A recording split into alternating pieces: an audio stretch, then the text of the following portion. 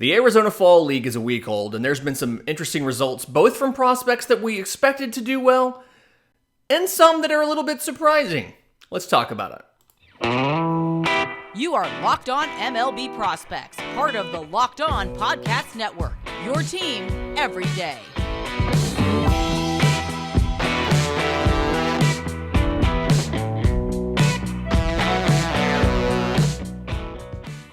Yes, welcome on in to Locked On MLB Prospects, your home for all things minor league baseball. I'm your host, Lindsey Crosby, baseball writer and podcaster. Thank you for making this your first listen every single day in Arizona Fall League. 6 weeks in the desert where top prospects and guys who have 40-man roster decisions get to go out and improve on the season that they just put up for whatever reason, whether good or bad. And now that we've made it through just about a week and a half, they've just named hitter of the week, pitchers of the week, duel. And there's some interesting top prospects here that are performing well as some unheralded guys who are also performing well. So hitting prospect of the week, position player of the week, I guess, goes to Colorado outfielder Zac Veen. You may remember from our Arizona Fall League preview, this is the one that I said I expected to do pretty well and have a case. First 5 games, so small sample size. All of these guys are small sample size. It's 5 games. 5 games, 7 of 14, 1 home run, 1 double. So 500, 636, 786. OPS of 1422. So yes, little bit again, small sample size, but playing pretty well. Was 2020 first round pick and did decently in High A Spokane and then struggled when he got to Hartford with the Yard Goats. Had 34 games, batting average under 200, on base and slugging under 270. And so very much needed this Arizona Fall League to make the case that he was in fact a 5-tool player, perennial all-star type of talent. And Zac Veen's absolutely doing that so far. He's stolen 4 of 5 bases.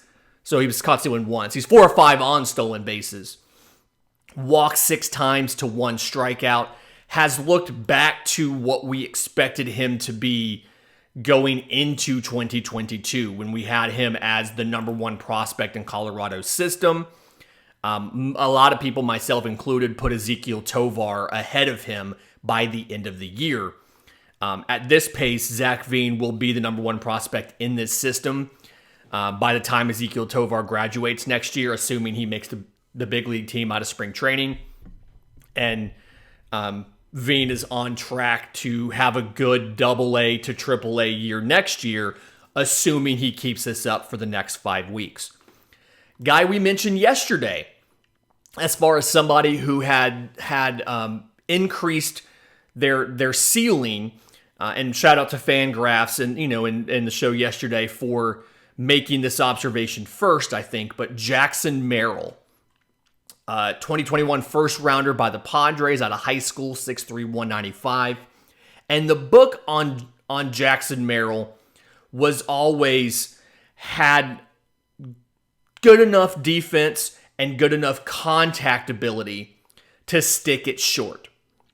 Power was going to be a question, simply because of the frame and how slight he was. Well, entering the draft, he put on a ton of muscle. I want to say he added like 30 pounds of weight leading up to the draft last year. And so it's like the promise of the plus raw power is there. But he struggled with it in 2022 in low A. 325, 387, 482 was the slash line. 5 home runs, 18 extra base hits in 45 games.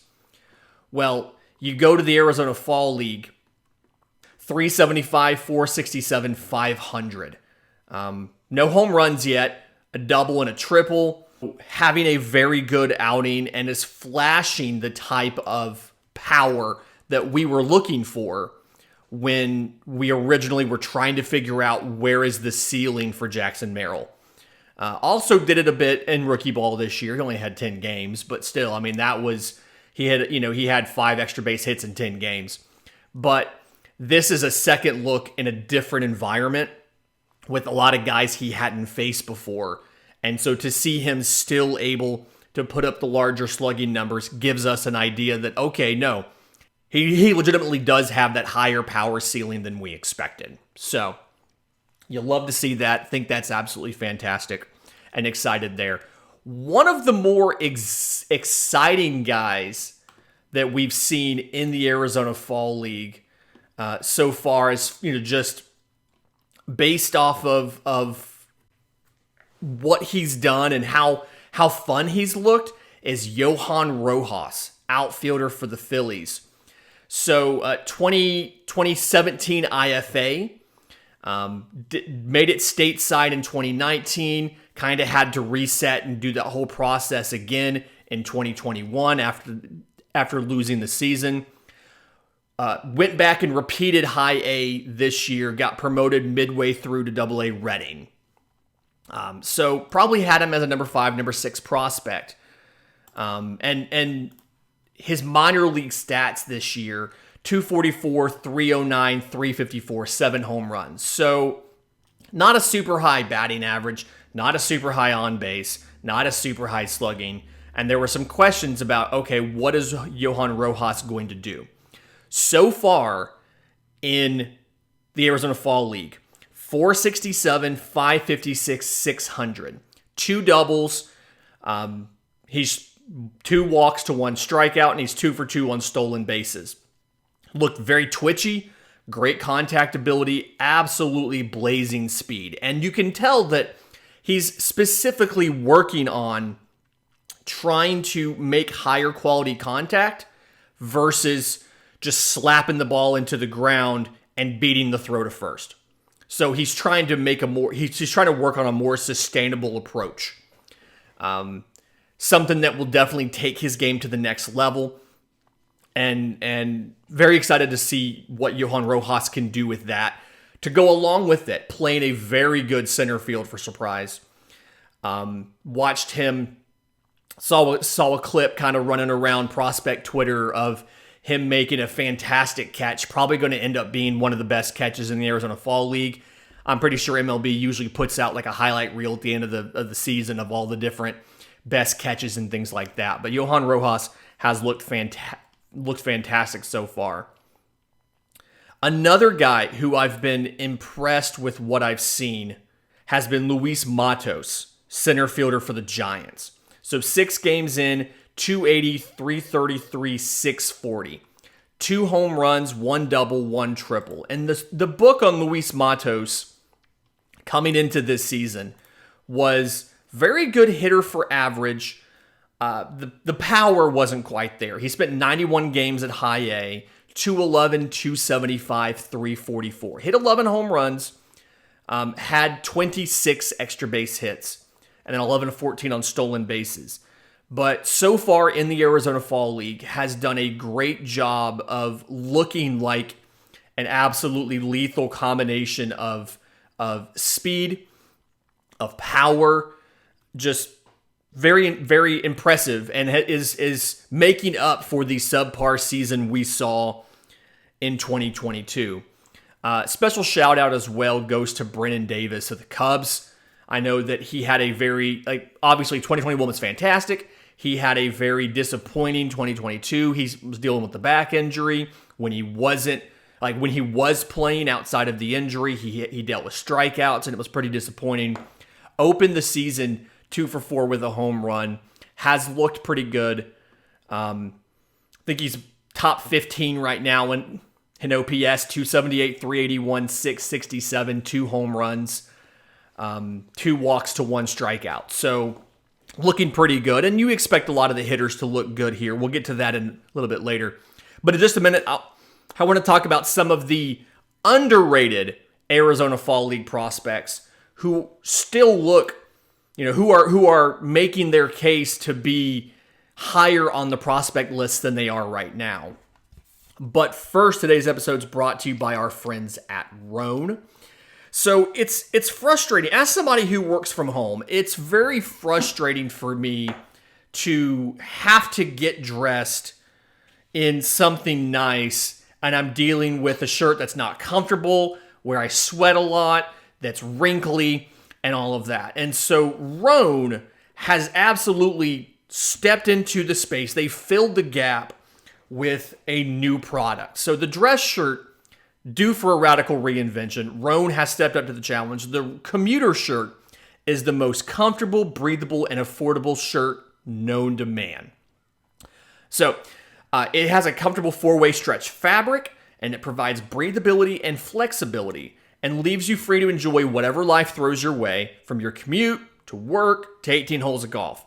And it's easy to feel confident with a wrinkle-free shirt without the hassle. With Roan's wrinkle release technology, wrinkles disappear as you stretch and wear the shirt. It's that easy. I can pull it out. It might have a few small wrinkles from being hung in my closet. By the time I get to where I'm going, the wrinkle release technology has smoothed the shirt out. It's the exact opposite of how dress shirts normally work. And then what's great is if you take it to go play golf, or you're outside and it's still a little bit warm or whatever, the Gold Fusion anti-odor technology, because of that, you'll be smelling fresh and clean all day long. On top of that, it's 100% machine washable, so you can just ditch the dry cleaner altogether. So the commuter shirt can get you through any workday and straight into whatever comes next. Head to roan.com/lockedon and use promo code LOCKEDON to save 20% off your entire order. That's 20% off your entire order when you head to RHONE.com/lockedon and use code LOCKEDON. It's time to find your corner office comfort and upgrade your closet with Roan. Use promo code LOCKEDON to save 20% at roan.com/lockedon. Okay, so we know that the top prospects in the Arizona Fall League are going to be good, right? But there's some underrated or some less prominent prospects that are doing pretty well in the Fall League as well. So, pitcher of the week, there's actually two pitchers of the week. The first one, Joey Wentz of the Tigers. Left-hand pitcher, 6'5", 220. He was a 2016 supplemental first-rounder by the Braves. He was moved in the Shane Green deal, where reliever Shane Green went to Atlanta. I want to say that was 2019. And got 7 games at the big leagues this year. Didn't look bad. 3.03 ERA, 32 2/3 innings, 27 strikeouts to 13 walks in 32 innings. So struck out 7.5 guys per 9, walked 3.5 guys per 9. Well, he's come to the Arizona Fall League to it's not a 40-man roster decision. He's on the 40-man roster. But in his time in the Arizona Fall League, he's looked pretty good. So how to start for the Salt River Rafters. 4 innings, no hits, no runs, no walks, 3 strikeouts. 12 up, 12 down. Again, 3 strikeouts. He's working on zone control here. So very important and very, very good to see that he didn't give up any walks. But at the same time, he's not leaving hittable pitches where guys can get him for base hits and home runs. Because again, 4 innings pitched, no hits, no runs, no walks, 3 strikeouts. The other co-pitcher of the week, Bryan Woo, right-hand pitcher of the Mariners. A guy I don't think we've talked about on this show before. 2021 6th rounder out of Cal Poly.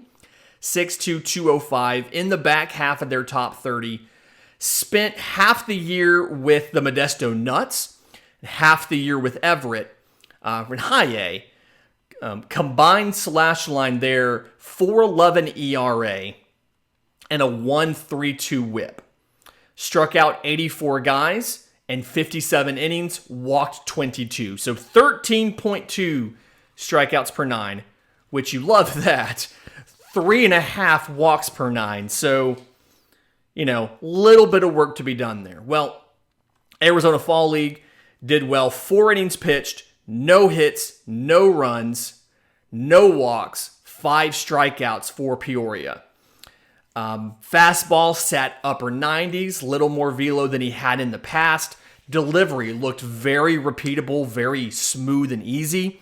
So absolutely something where I think he can play at a higher level and can absolutely, he is building a great case here to say, yes, I can keep my walks down. Yes, I can pound the zone and get strikeouts. And the velocity jump is definitely something that we want to see. So look for Bryan Woo. I'm thinking probably to go back to high A next year and do a high A to double A. Maybe high A, double A, triple A, depending on how well it goes. And you could see him in Seattle as soon as 24 or late in the year in 23 if he has one of those amazing rises. But already looking better than he looked in A-ball this year. Second baseman, Colt Keith, third baseman for the Detroit Tigers. So it was very interesting to watch this here. 5 for 11, so 455, 588, 545, 4 runs, a double, 2 RBIs, 5 walks to 1 strikeouts. He played his college ball at Arizona State, so he's back in a place where he's comfortable. I kind of get that. Has the second best on base percentage in the entire Arizona Fall League. Something where when we looked at him, the question here was, okay, drafted in 2020, didn't debut till 2021. Slugging was below 400 in 2021. Took that jump this year in high A. He was injured, but spent about 50 games healthy there, 301, 370, 544. So we saw 26 extra base hits. We saw the power manifest a little better. We need a larger sample size here. Well, Colt Keith is giving us that, hopefully, in the Arizona Fall League. 5 more weeks of doing this in the Arizona Fall League.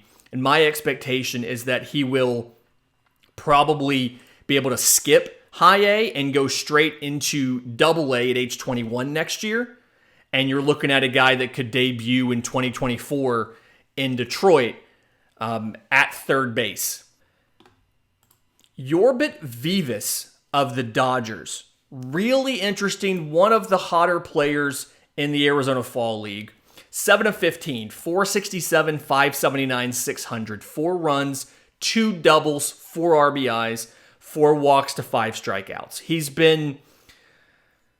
The book on him was always that physically is not very imposing. 5'10", 150 or so. He's on the 40-man roster. But he's very, very good at pitch discernment. Very, very hard to get him to chase. Making pitchers throw strikes. And then exit velocity wise, numbers are a little bit below average. Part of that kind of comes down to his size, being a smaller guy like that. There's some question about whether or not he's going to be able to be successful to have the power production to be an everyday big league regular. And I think something that you're seeing here is he showed a very good ability. He hasn't hit any home runs yet, but he's shown a very good ability to select pitches that he can drive, put them in the gaps, and take extra bases. On-base percentage, average, all of that, one of the best prospects after the first week. And again, these are all very small sample sizes, but part of the issue here is you have to understand the context we're looking at these guys in, because so many of these guys have questions about their fit and what they can do at the big league level. And so seeing what he's doing here, seeing what Vivas can do as far as the power, as far as the pitch discernment, that helps raise the overall ceiling, provided he can keep this up for the entire 6 weeks. In just a minute, I want to get into speaking of that, how we scout the AFL and some of the things that we're looking for, and talk a little bit about the pitchers right here on Locked on MLB Prospects. And we're back. So the book on the AFL has always been strong positional talent and then underwhelming pitching talent. And if you think about what we're using the Arizona Fall League for, kind of the way it works is the pitching staffs are normally a couple different groups. It's normally relievers, right? It's normally guys who are working their way back from injury and haven't necessarily pitched that well or thrown that many innings, and they're looking to make up some innings. It's not typically full of great pitching prospects. And so you have to take some of the hitting numbers with a grain of salt. And I know I just went through all of these small sample sizes of hitters and was talking about how good some of this has looked. But there are some noteworthy pitching prospects here in the Arizona Fall League, including some guys with MLB experience like Joey Wentz. So some of the pitchers specifically, I've got 3 or 4 guys that I'm watching that I'm very excited to watch in the Arizona Fall League. There are a bunch of pitchers who throw 95 plus. There are if you go down to, I think, 94 miles an hour, you get like 30 pitchers on Fall League rosters qualify. And none of this counts Kumar Rocker, who made his first start just the other day. Reportedly went very well. He felt good. And so it's something where, again, Kumar Rocker's a guy who's making up innings. Tink Hintz of the Cardinals. He is the highest rated pitcher. I think he's one of the 2 top 100 pitchers who is here. But he is playing for Salt River. And the thing here is he didn't get very deep into starts in 2022. A lot of 3-inning starts, a lot of 4-inning starts, things like that. But he has fantastic stuff, right? So the fastball sits 95, 96. He's 6'1". It comes from a lower angle. So many guys are 3/4, 45-degree angle, something like that is where the ball usually comes out of. Whenever you see a very tall guy who throws it straight overhead, or you see an average height player, 6 foot, 6'1", who comes from a little bit of a lower slot, it's a unique angle. So that's what this fastball does. 95, 96, makes it kind of difficult to square it up. To go off of that, he's got a slider, he's got a curveball, he's got a changeup. They all package really well with the fastball. And so very excited to see what Tink Hintz does in the Arizona Fall League. To go along with him, Mason Miller, right-hand pitcher for the Athletics. So he didn't get a ton of run in 2022. I want to say he had combined across rookie ball high A, and then he made 2 appearances in Triple A at the end of the season because they were trying to get him innings. I want to say he pitched maybe 6 times. 3.86 ERA, 0.79 WHIP. Struck out 25 guys and walked 3 in 20 innings. But the stuff, just the pure stuff, is very good. He's got fastball slider combo. That's the big thing. He's got a fastball, upper 90s. It's got very good metrics as far as spin to it. And then to go along with that, Miller has a high 80 slider. Again, a lot of spin to it, a lot of horizontal break. It's not as sweepy as like a Cubs slider or a Yankee slider, but it's just like a hard horizontal break. And so those two pair very well together. And we talked yesterday about when you have a fastball that is so good, like a Spencer Strider, that guys have to almost cheat to be on the fastball, and it makes them more susceptible to a slider, even if the slider in and of it itself doesn't have a fantastic offensive profile. This is very much a very good visual slider as far as a lot of horizontal movement, late movement too, and then to go along with that, it's paired with the fantastic fastball. So excited to see what Mason Miller can do. Emmett Sheehan for the Dodgers, 2021 draftee out of Boston College. Very unusual kind of arsenal and fastball here. He's 6'5", 215, but he doesn't have a super high arm slot. It's a little bit of a lower slot, and tore it up in high A Great Lakes this year. Granted at age 22, but 18 games, 12 starts, 2.83 ERA, 101 strikeouts in 63 and 2/3 innings, 28 walks. So walked almost 4 guys per 9, but struck out 14 and a half. And so what you're looking at here is the four-seam fastball, 94 to 96. It's got a lot of ride and late run from a lower slot. And then, so power to it, movement to it, unique kind of release point. And then off of that, he's got a slider, he's got a curveball, he's got a changeup. And again, they all kind of pair really well with that fastball. So he's got enough different pitches to be a starter. And then he's got filthy enough stuff as far as what the fastball does and how some stuff plays off of it where he could be a reliever. So they used him in both roles in 2022 in Great Lakes. And so I think the question here is we're trying to figure out, is he a reliever? Is he a starter? The walks are higher than you like. So can he lock down a starting spot? And then the last guy that I kind of want to mention real quick, Jorge Mercedes for the Marlins. Took him a little while to get started because of injury. So didn't pitch until this year. He was in both rookie ball, high A, and double A.